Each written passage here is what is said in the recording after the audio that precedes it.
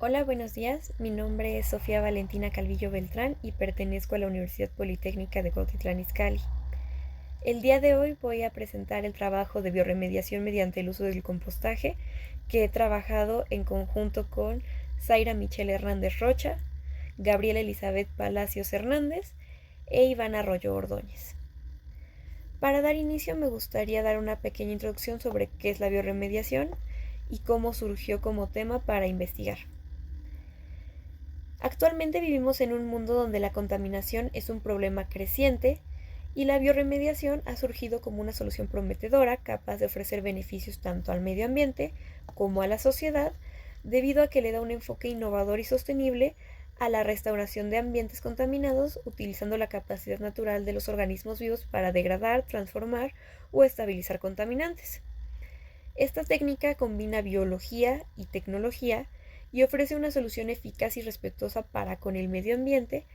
y poder abordar la contaminación del suelo, el agua y el aire. La biorremediación utiliza microorganismos como lo son bacterias y hongos que trabajan para descomponer y eliminar los contaminantes como hidrocarburos, pesticidas, metales pesados y algunos otros productos químicos nocivos. Este proceso no solo elimina la fuente de contaminación, sino que también promueve la recuperación de los ecosistemas y la restauración del bienestar ambiental. Existen diferentes tipos de biorremediación y se pueden clasificar según el tipo de organismo utilizado, el medio de tratado y la técnica que se aplique. Sin embargo, los diferentes tipos de biorremediación se dividen en dos categorías, la in situ y la ex situ. La biorremediación in situ es un proceso que se lleva a cabo directamente en el sitio donde se encuentra el contaminante y por lo tanto no hay necesidad de excavar o transportar los materiales contaminados, ya que su enfoque lo utiliza con microorganismos que se encuentran de forma natural en el ambiente o que se introducen específicamente para degradar o transformar los contaminantes de un dicho lugar. Por otro lado, la biorremediación ex situ es un proceso de limpieza que se lleva a cabo en un lugar distinto al sitio contaminado, y este enfoque implica la excavación y el transporte de los materiales contaminados a un sitio de tratamiento controlado donde se aplica la biorremediación.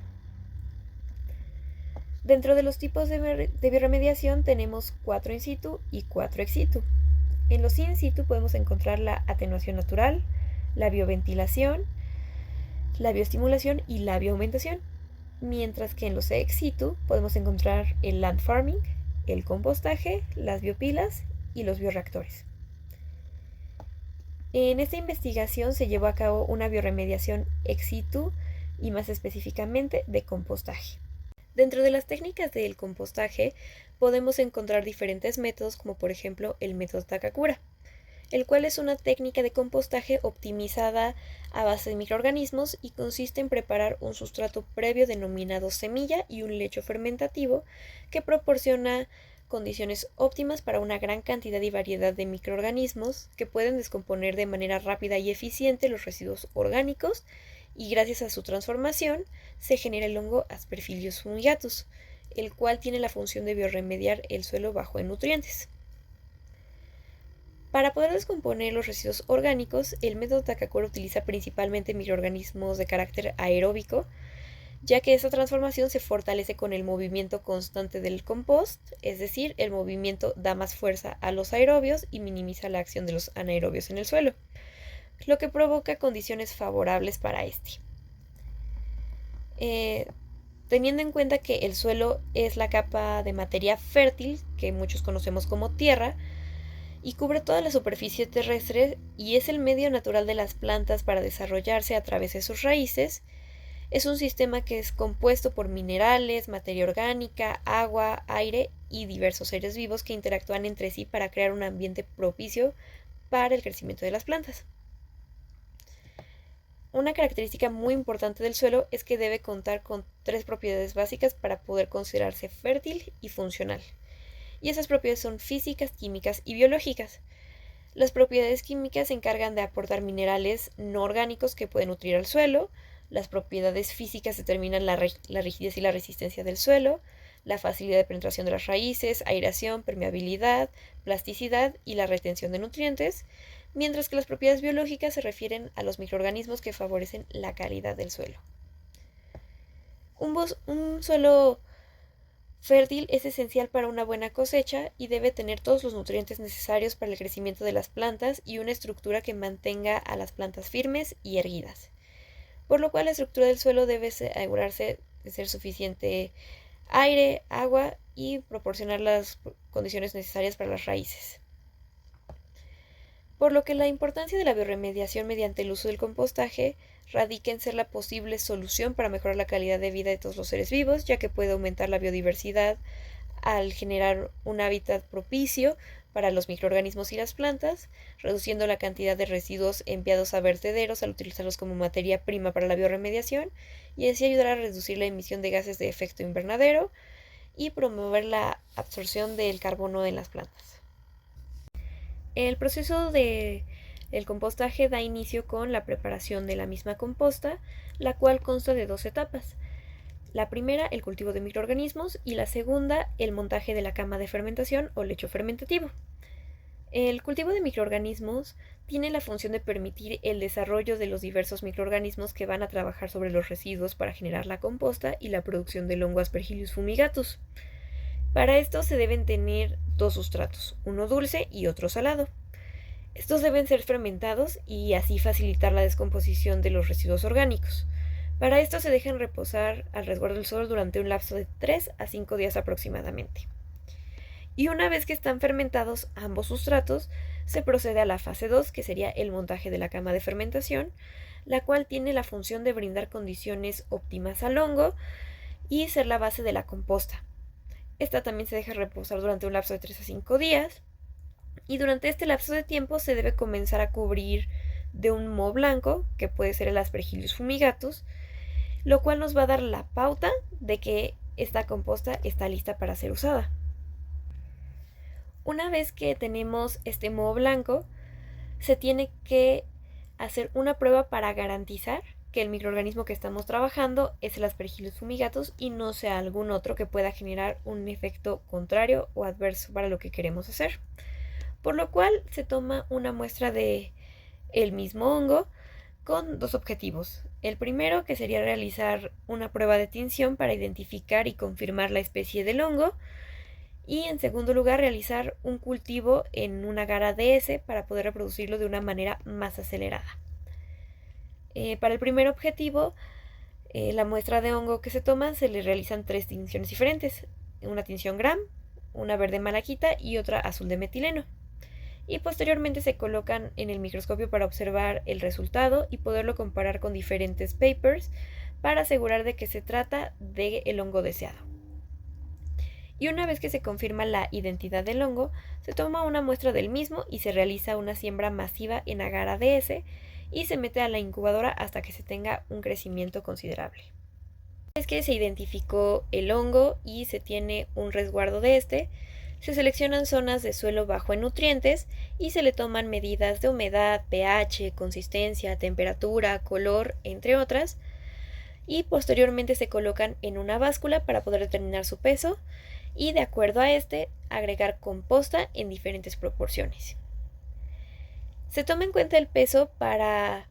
poder dar proporciones de 50-50, 40-60 y de 30-70 de la tierra baja en nutrientes con las diferentes proporciones de la composta y que esto sea un indicador consistente. Y una vez que se tienen obtenidas las diferentes mezclas, se colocan en ellas diferentes tipos de plantas y se toman sus medidas para tratar de ver su desarrollo y las condiciones en las que se encuentra el suelo y así poder analizar más a fondo su desarrollo. Para la correcta evaluación del desarrollo de plantas, se realizan diferentes tipos de pruebas físico-químicas y utilizando metodologías previamente establecidas, se pueden comparar con los resultados de parámetros óptimos que son establecidos por la FAO. Dentro de las pruebas físico-químicas realizadas, se realizó una de color mediante el método de Munsell, humedad determinada por un método gravimétrico establecido en el Manual de Métodos Analíticos de Laboratorios de Suelos del IGA. Se toma en cuenta la textura por el método del densímetro hidrómetro de Bouw-Jocus, el pH por el método del potenciómetro, que está escrito en la NTC 5264, la salinidad, que es determinada por el método del conductímetro, el nitrógeno total establecido en el método de Microquehdal, el carbono total por la metodología de Mechlich, el fósforo disponible que es determinado por el método de Bray, descrito en la NTC 5350, y la cuantificación de la materia orgánica por el método de Wakeley-Black. Una vez que se realizan estas pruebas físico-químicas, se analizan y se comparan con las establecidas en la FAO para establecer una tabla de resultados y analizar el desarrollo y evolución de la tierra y de las plantas en un lapso de 1 mes, 5 meses y así sucesivamente. Para el análisis de resultados se utilizó la composta de suelo bajo en nutrientes y tenía una consistencia arenosa en diferentes proporciones, así como la composta sin tierra para albergar plantas y analizar cuál era la diferencia. La composta mejoró la consistencia y textura del suelo, que pasó de tener una consistencia arenosa a una arenosa arcillosa, permitiendo un cambio notable de color, además de mejorar la humedad, el pH y el aporte de los nutrientes. Esto generó que el suelo tuviera las condiciones necesarias para mantener vivas a las plantas y ayudarlas a desarrollarse dentro de él, teniendo la aparición de raíces, ramas y flores. Esos resultados se atribuyen a diferentes factores como el suelo con la consistencia arenosa, que tiene una pobre estructura, la consistencia y la fertilidad, además de no tener capacidad de retención de agua, mientras que el hongo absorbió los contaminantes que esta tierra pudiera tener y con el paso, esta se fue unificando con el suelo, permitiendo que la composta aportara los nutrientes, regresando al suelo con una estructura pobre, pero con una consistencia adecuada y buena fertilidad. A continuación les muestro un cuadro de cuáles fueron las diferencias de un lapso de el día 0, de 1 mes y de 5 meses y cómo fue cambiando la tierra. Estos parámetros nos ayudaron para irlos adecuando de acuerdo a las necesidades de la planta y hacer una comparativa con respecto a las de la FAO y saber qué tipo de mezcla tierra-composta era la más adecuada para lo que queríamos realizar. Tomando esta tabla como referencia, pudimos concluir que este compostaje aporta diferentes macronutrientes como lo son el nitrógeno, fósforo y potasio, mientras que aporta también micronutrientes que benefician el crecimiento de las plantas, mejoran las propiedades físicas, químicas y biológicas del suelo y aumentan la retención de la humedad, la capacidad de intercambio catiónico, mejoran la fertilidad, la estructura y evitan la erosión y degradación del mismo suelo. También podemos ver que el hongo moviliza o inmoviliza los contaminantes que se encuentran en el suelo, según sea el caso, mitigando de esta forma el impacto de estos contaminantes. Además, reduce la cantidad de residuos orgánicos generados en los hogares y mercados, devolviendo nutrientes valiosos al suelo y evitando que estos reciban un incorrecto desecho. Algunos nutrientes químicos del suelo son estables, como el fósforo, por ejemplo, mientras que otros se pierden o se consumen con mucha facilidad, como lo es el nitrógeno. Y con este método se puede mantener la aplicación y una regulación de estos nutrientes mientras que el cultivo va creciendo. Y un suelo pobre puede llegar a ser productivo si se maneja bien, como lo hemos visto en este caso. Este compostaje es muy sencillo de preparar y resulta de gran utilidad, lo convierte en un factor común en la biorremediación debido a que los nutrientes que contiene y aporta al suelo lo restaura a través de microorganismos vivos, como mencioné previamente, bacterias y hongos, mientras que estos organismos desarrollan su vida y prestan un servicio muy útil al ayudar a mantener la calidad del suelo, mientras que el hongo Aspergillus fumigatus se adapta al suelo y lo ayuda a eliminar las sustancias nocivas indeseables que éste puede contener. Este método genera las condiciones de las plantas y las ayuda a desarrollarse aportándoles minerales y la absorción de agua, la cual obtiene a través del suelo por sus raíces, y este compostaje, al ser elaborado con desechos orgánicos, no genera ningún tipo de daño a largo plazo.